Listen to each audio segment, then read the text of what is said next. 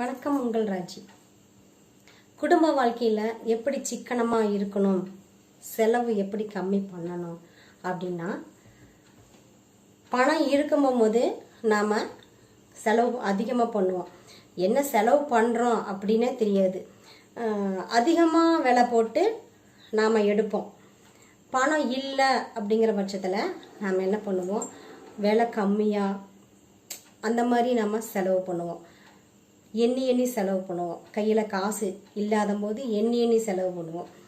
கையில் பணம் இருக்கும்போது அதோட மதிப்பு தெரியாது. கையில் பணம் இல்லை அப்படிங்கும்போது தான் அந்த பணத்தோட மதிப்பே நம்மளுக்கு தெரியும். அதனால் நம்ம திட்டமிட்டு செயல்பட்டால் மட்டும்தான் நம்ம பணம் சேர்த்து வைக்க முடியும். சரியா?